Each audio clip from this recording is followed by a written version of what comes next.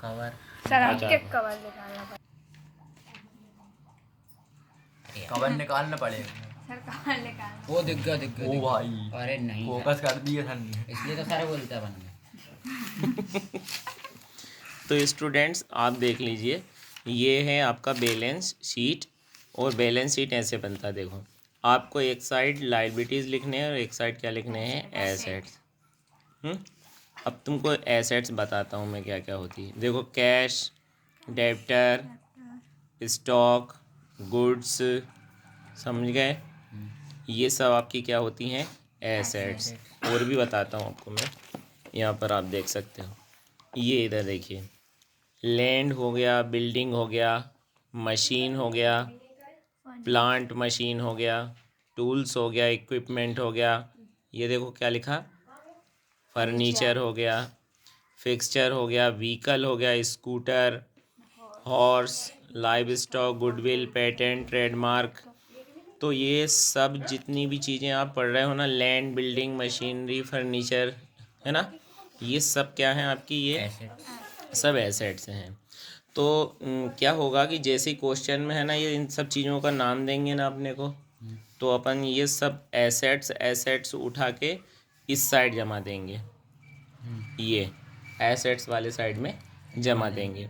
और फिर इसके बाद इसमें जब हमें देंगे क्वेश्चन के अंदर, देखिए ये भी देंगे क्या, लायबिलिटी। तो लायबिलिटीज़ में से इसमें तो सारे लायबिलिटीज़ के नाम लिखे हैं। अपन को वो लायबिलिटीज़ ले लेने हैं जो क्वेश्चन के अंदर हैं। तो देखो इसमें लायबिलिटीज़ हम देख लेते हैं थोड़े से, जैसे कि अभी क्वेश्चन हम सॉल्व करेंगे तो दिक्कत नहीं होगी अपने को, है ना। जैसे क्रेडिटर है, bills payable, bank overdraft, outstanding, income received in advance, short term loan, mortgage, debenture, sales of, tax collections, ये सब चीज़ें क्या कहलाते हैं, लायबिलिटी। ये देखो ये नाम पढ़ो, ये क्या लिखा, कैपिटल, ये भी लायबिलिटी होता है ना। इसके बाद और भी कुछ लायबिलिटी हैं, जैसे प्रोविज़न फंड्स हैं वगैरह, general provision funds, contingency provisions, provident funds, employees compensation funds. अब जब क्या होगा कि ये एसेट्स पूरे लिख देंगे हम और लायबिलिटीज़ पूरे लिख देंगे, तो दोनों साइड का हम टोटल करके देखेंगे। अगर टोटल करने पर दोनों साइड का इक्वल आएगा तो समझ लीजिए कि हमारा बैलेंस शीट एकदम हमने सही बनाया है। ओके, तो इस फॉर्मेट के अकॉर्डिंग आइए अब हम बनाते हैं क्या, बैलेंस शीट। तो हम दो कॉलम बनाएंगे, एक एसेट्स वाले और एक लायबिलिटीज़ वाले, है ना। तो स्टूडेंट्स हम अब बैलेंस शीट बनाना स्टार्ट करते हैं, चलो, है ना। तो हमारे क्वेश्चन में जो दिया था कंटेंट, वही कंटेंट तो ही लेना है हमें यहाँ पर। तो कंटेंट देख लीजिए आप क्या है, देखो आपके क्वेश्चन में फिक्स्ड एसेट्स 15,600 लिखी हुई है ना। तो हमें पहले क्या लिख लेनी है, फिक्स्ड एसेट्स। आइए हम यहाँ पर लिख देते हैं नंबर 1 पर, ये लिख दिया मैंने बेटा, फिक्स्ड एसेट्स। जानते हो आप फिक्स्ड एसेट्स में क्या क्या आ जाता है, लैंड, बिल्डिंग, मशीनरी, ये सब चीज़ें आ जाती हैं, है ना। Land, building, machinery, furniture, machinery, सब चीज़ें आती हैं। और आपकी बुक में अभी आपने इसका वैल्यू देखा था, कितना दिया गया था, 15,600। ये देखो ये दिया गया है, ये फिक्स एसेट्स कितनी है, 15,600 दी गई हैं। ये फिक्स एसेट हमने यहाँ पर लिख दी है। अच्छा, अब देखते जाओ, अच्छे से ध्यान रखते जाओ। अगली चीज़ यहाँ पर क्या लिखने जा रहे हैं, देखो आप, क्लोजिंग स्टॉक। ध्यान रखना स्टूडेंट्स, एसेट्स वाले साइड में आपको क्लोजिंग स्टॉक को क्या करना है, लिखना है। ओके, क्लोजिंग स्टॉक हमारी बुक में दिया हुआ है, जो हमें कहाँ से देखना है, यहाँ से देखना है। क्लोजिंग स्टॉक, हाँ, 10,000। कितना है क्लोजिंग स्टॉक, ये देखिए यहाँ पर क्लोजिंग स्टॉक है, ये दिया है, ये देखो 10,000। ये क्लोजिंग स्टॉक हमने कितना लिख दिया, ये 10,000। अब इसके बाद नंबर थ्री पर मैं अब अगली एसेट्स का नाम लिखने जा रहा हूँ। वो एसेट्स का नाम आप पढ़ के देखिए, ये क्या लिख दिया मैंने, डेबिटर्स। डेब्टर्स की वैल्यू आप ढूंढ के देखें, आप यहाँ पर कितनी दी गई है, 8000 दी गई है।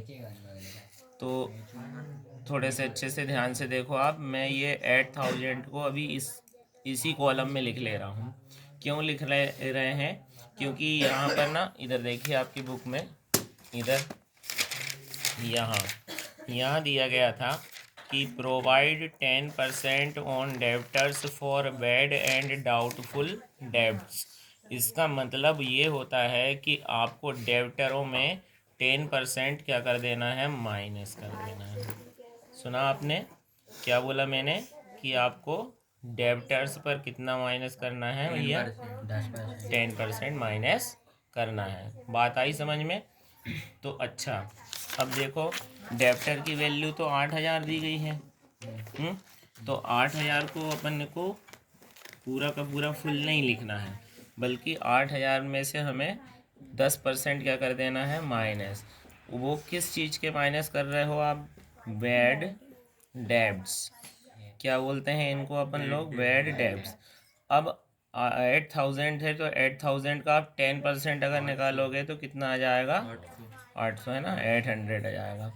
तो हमारे डेब्टर जो हैं वो 8000 में से कम हो जाएंगे भाई। तो कितना बचेगा आप, 7200। बिल्कुल 7200 ये डेब्टर्स की कीमत आ गई है। ठीक, तो मैंने डेब्टर्स को यहाँ पर लिख दिया है। अब मैं यहाँ पर और अगली चीज़ देखता हूँ, बताता हूँ आपको कि और एसेट्स कौन सी है। ये देखिए आप यहाँ पर ये नाम देख रहे होंगे, कैश। कैश बताया गया है कितना, 12000। आप देख सकते हो कितना बताया गया है, 200। देख लीजिए यहाँ पर 12200, 12200। तो 1 2 3 और नंबर ये आ गया आपका 4 नंबर पे मैं यहाँ पर क्या लिख देने जा रहा हूँ भाई, कैश। और बोलो कैश कितना बता रहा है आप लोग, 12200। ठीक है, तो 12200 ये कैश लिख दिया मैंने। अब इधर मेरी बात सुनो, अच्छे से इसको देखो। ये देखो, आप भी आपकी बुक में देखना, क्लोजिंग स्टॉक हमारा एसेट्स है, हमने लिख लिया भाई साहब। डेब्टर भी लिख लिया, फिक्स्ड एसेट्स भी लिख लिया बेटा। इनडायरेक्ट एक्सपेंसेस तो हमारे किस में चले गए थे, उसमें प्रॉफिट लॉस अकाउंट में चले गए थे, याद है आपको। इसके बाद ये नीचे क्या आया नाम, कैश, ये भी मैंने लिख लिया है। फिर ये कॉस्ट ऑफ गुड्स सोल्ड, ये हमारा कल हमने बनाया था कौन सा अकाउंट जानते हो, ट्रेडिंग अकाउंट, उसमें चला गया था। कुछ आई बात समझ में? तो इसलिए इसमें से हमने देखो बैलेंस शीट में क्या क्या नाम लिया है, क्या क्या चीज़ें ली हैं। ये क्लोजिंग स्टॉक लिया है, डेब्टर्स लिया है, फिक्स्ड एसेट्स लिए हैं, और एक क्या लिया है, कैश। कुछ आया समझ में आपको? ये 1 2 3 4, ये 4 चीज़ें हमारे बिजनेस की क्या कहलाती हैं, एसेट्स कहलाती हैं। इनको एसेट्स को हमने क्या कर लिया है, यहाँ लिख लिया है। अच्छा, अभी आप सभी लोग अच्छे से ध्यान से देखो, ये फिक्स्ड एसेट्स को मैंने जो क्वेश्चन में दी थी 15600, उसी वैल्यू पे लिख दी है, क्योंकि उसमें ना कोई माइनस करने के लिए दिया था, ना कुछ करने के लिए दिया था। इधर देखिए आप, ये यहाँ पर आपका यहाँ पर दिया गया था कि प्रोवाइड करना है डेब्टर पर कितने परसेंट, ये 10%। तो मैंने डेब्टरों में से कितना माइनस किया है बेटा, 10%। लेकिन नीचे क्या दिया है, ट्रांसफ़र 400 स्टाफ बोनस फंड, और नीचे क्या दिया है, 600 जनरल प्रोविज़न। तो इस चीज़ को मैंने वहाँ मेंशन नहीं किया, क्योंकि इस चीज़ को यहाँ एसेट्स में से कहीं से भी कम करने की कोई ज़रूरत नहीं है। समझ में आ गया सभी को? अब इसके बाद इसका हम दूसरा वाला साइड जो है, जिसको आप किस नाम से बोलते हो, लाइबिलिटी, उसको कंप्लीट करते हैं। तो लाइबिलिटी में याद रखना, सबसे पहला नाम आप लिखते हो किस चीज़ का, कैपिटल। और आप ये कैपिटल कितनी है आपके क्वेश्चन में से देख सकते हो, ये देखो ये है, ये कैपिटल बैलेंस शीट में आएगी, ये कितनी है, 20,000। हाँ, अच्छा, मैं इस कैपिटल को यहाँ लिख लेता हूँ। और अब आप सुनिए भाई, क्या बताया था पहले, मैंने जब इसका फॉर्मेट समझाया था तब बताया था कि सबसे पहले लायबिलिटी में किसको लिखना चाहिए, कैपिटल को। और सुनो, अगर प्रॉफिट होता है तो कैपिटल में जोड़ दिया जाता है, और लॉस होती है तो कैपिटल में से माइनस कर दी जाती है। तो कल जब हमने ये मैथ सॉल्व किया था तो इसमें हमने वो बनाया था, trading account and profit and loss account बनाया था, याद है आपको? तो उसमें हमने जो देखा था कि प्रॉफिट निकल के आया था कितना, 10,200। याद करो, कल बनाया था। हाँ, तो उसमें कितना प्रॉफिट निकल के आया था बताओ? 10,200, है ना? तो ये प्रॉफिट था हमारा नेट प्रॉफिट। किसी के कौन की कॉपी में बनाया था मैंने, वो बना हुआ है क्या यहीं पे? हाँ, ये यहाँ पर देखिए, ये कितना निकला था नेट प्रॉफिट, 10,200 रुपये निकला था ये trading and profit loss account में से। हमेशा याद रखो कि trading and profit loss account में जो भी आपका नेट प्रॉफिट निकल के आता है ना, वो नेट प्रॉफिट हमेशा यहाँ आगे जा कर के किस में जुड़ जाता है? कैपिटल में जुड़ जाता है। समझ में आया? ये सब चीज़ें आप अगर नहीं करोगे ना तो फिर आपका आंसर गलत आएगा, नहीं आ पाएगा। जो आप देख रहे हैं वह आंसर नहीं आएगा आपका, ठीक है ना? इसलिए नहीं आ रहा था क्योंकि शायद नेट प्रॉफिट नहीं जोड़ पा रहे होंगे आप, है ना? चलिए, तो कैपिटल का तो मामला यहाँ पर अब ये हो गया। 20,000 और 10 कितने हो जाएंगे? 30,000 हो जाएंगे, और ये 200 का 200 हो जाएगा। स्टूडेंट्स, अगली चीज़ का नाम लिख रहा हूँ मैं यहाँ पर, देखो आप, ये है क्रेडिटर्स। ये देखिए, ये क्रेडिटर्स, ये किस में आते हैं? बैलेंस शीट में। हाँ, क्रेडिटर्स की वैल्यू आपकी बुक में कितनी दी गई है, ज़रा वहाँ देख लो, 4,000, है ना? 4,000। ठीक है, अब ये क्रेडिटर मैंने लिख लिए। इसके बाद में ये देखो, यहाँ कुछ जनरल प्रोविज़न वगैरह रिजर्व भी दिया गया है ना? 4,000। हाँ, तो जनरल प्रोविज़न 4,000 दिया गया है, ठीक है। अब नंबर 3 यहाँ पर लिख देते हैं प्रोविज़न। हाँ है, तो प्रोविज़न में अभी कितनी अमाउंट लिख रहे हैं हम? 4,000 लिख रहे हैं। अब आप यहाँ देखो, ये प्रोविज़न की अमाउंट मैंने इसी कॉलम में क्यों लिख ली है? इसलिए लिख ली है क्योंकि आपके क्वेश्चन में ना, ये देखिए, ये 6,000 लिखा हुआ है क्या? यहाँ पर देखो, प्रोविज़न लिखा हुआ है ना? तो ये 6,000 का प्रोविज़न आपको और दे दिया गया है भाई साहब, है ना? ओके, क्या आप समझ पा रहे हो?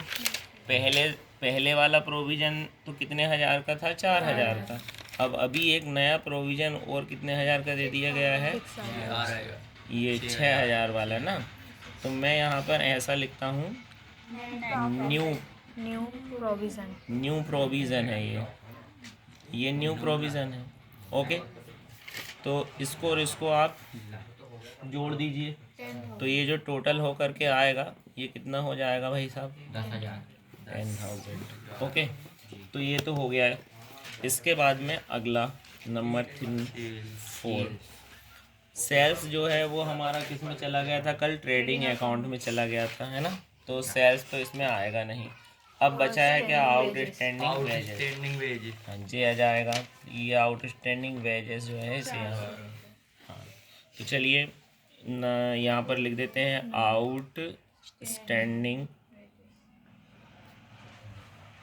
Outstanding wages. ये सब अच्छा, आप कैसे समझ पा रहे हैं कि सर ये आउटस्टैंडिंग वेजेस इधर कैसे आ जा रहा है?